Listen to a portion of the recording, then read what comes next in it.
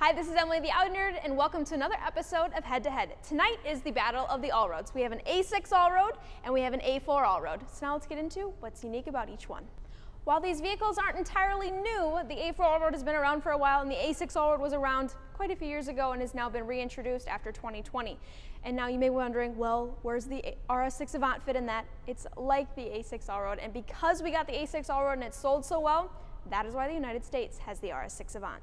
So as I mentioned, you're comparing two different entirely classes of vehicles. You have the more executive class and the more entry level with the A4 Allroad.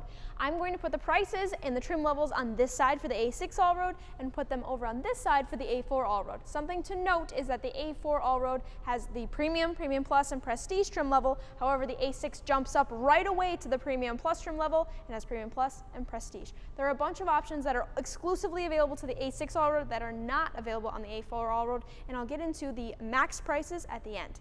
So base to base, it is $21,400 in difference. Premium Plus to Premium Plus, it is $17,200 in difference.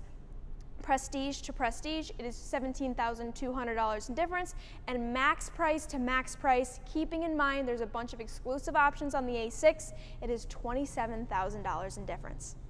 The A4 Allroad has Audi's 2-liter turbocharged engine, and it has 261 horsepower with 273 foot-pound of torque. It goes from 0 to 60 in 5.5 seconds. The A6 Allroad has Audi's 3-liter turbocharged engine with 335 horsepower and 369 foot-pound of torque. It goes from 0 to 60 in 5.1 seconds. Both of these cars utilize Audi's fantastic dual-clutch transmission, and of course, the Quattro all-wheel drive.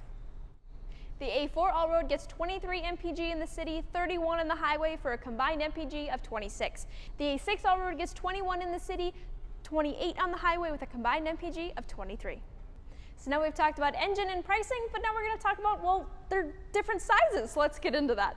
The A4 Allroad is 188 inches long, it is 73 inches wide, and it is 59 inches tall. The A6 Allroad is 195 inches long, it is 75 inches wide and 59 inches tall. However, the A6 Allroad has a trick up its sleeve. It has the air ride suspension with adjustable height. So I'm going to go over the features that are exclusively available on the A6 Allroad, and if you have more in-depth questions about available features and those types of things, I will link the videos to this A6 Allroad below and the A4 Allroad below so you can take a look at those. The exclusive options to the A6 Allroad are quite lengthy, but some of them I wanted to highlight first is that it comes with 20-inch wheels, which are not optional on the A4 Allroad. It has the air ride suspension, which will include a demonstration here of what that looks like.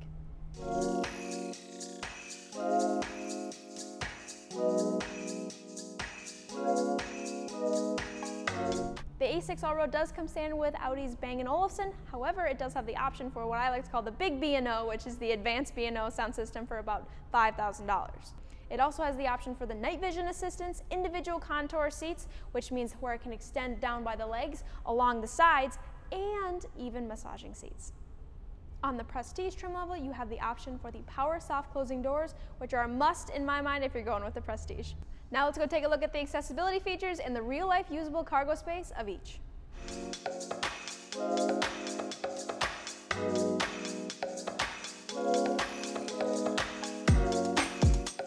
So now we're going to take a look at the A4 Allroad and the cargo capacity. The full cargo capacity I will list right here so you can take a look at that, and now we'll take some measurements.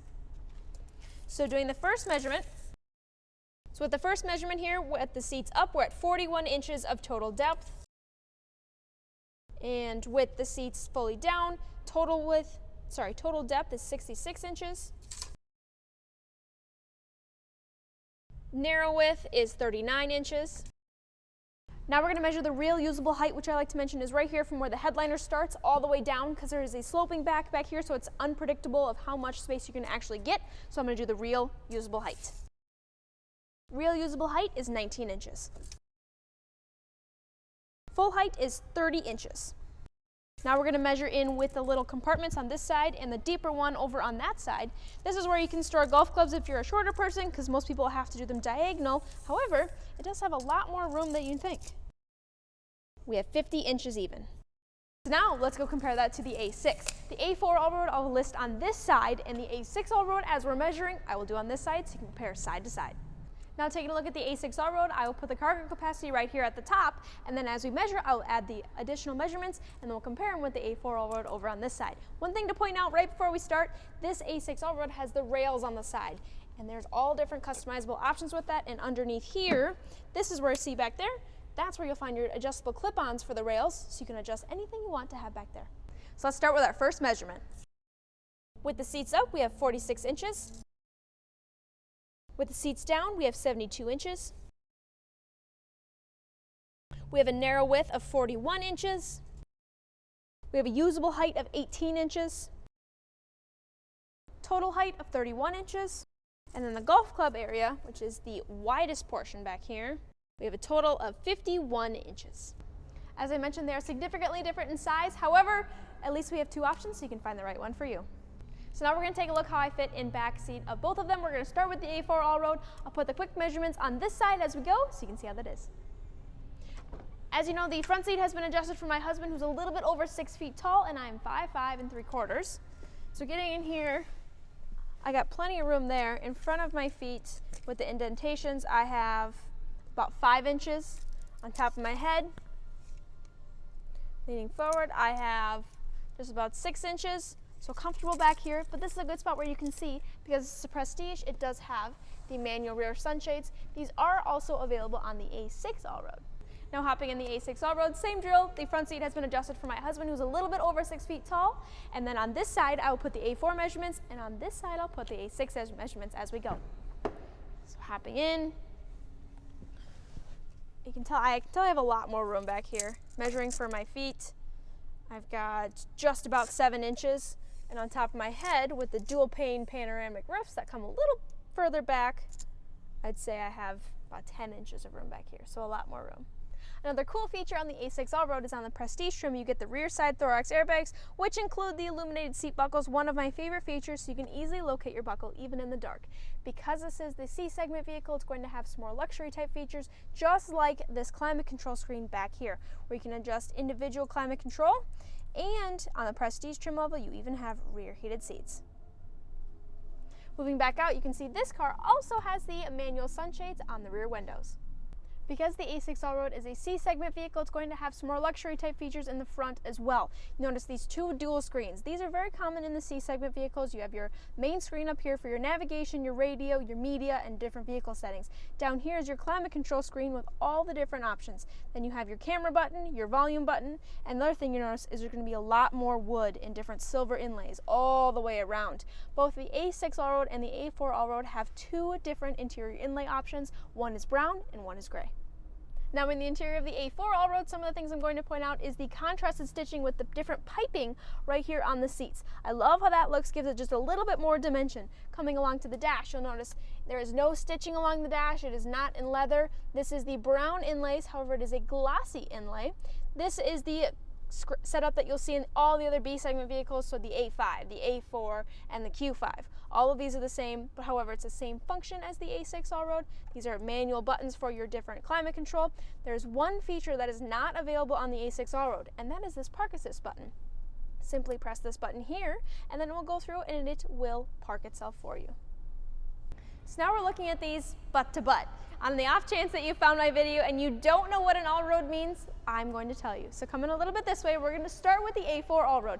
The A4 Allroad is in wagon on the A4 platform. What it does is it gives it a little bit wider, a little bit more aggressive. This has the full paint finish, but otherwise these are coated in a different color, and so you can see more contrast. It gives it more of an off-roaded look. Coming around, you can see it has a really sculpted, I love how that looks. You can see the Quattro low down right here, and then coming back up, you'll see it has the roof rails and the panoramic sunroof. Those are options only on the all-road vehicles. You cannot get that on the regular sedans. Moving back a little bit, you can see how this looks. It's got a very long back end to it. It's got that really big sculpt that I love how it looks, where the lights start all the way in the corner and back all the way around.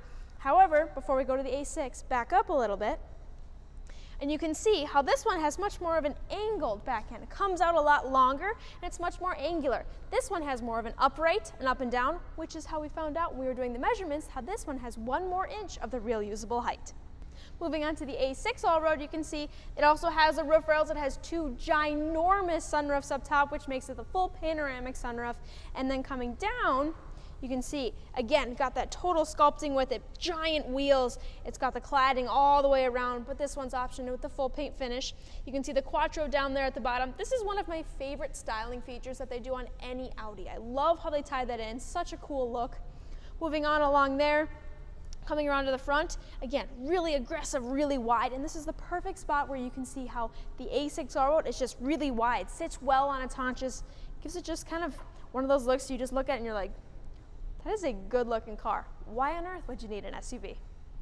Now coming down to their level, something that's really cool about the Allroads is they are actually 2 inches lifted versus the sedans that they are on the platforms of.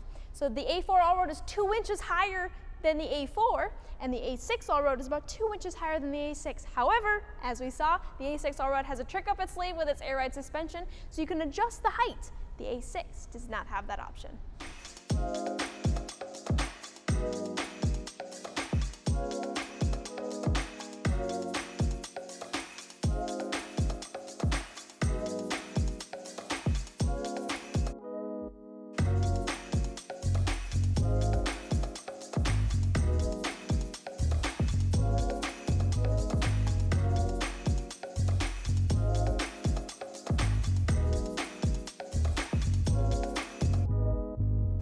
Thanks for watching this episode of Head to Head. I've been looking forward to having these vehicles in stock for you, and how perfect that we had 2 of the same color and the same option. If you have other questions about either of these vehicles or have other vehicles you'd like to see on future videos, please leave it in the comments. Thanks for watching.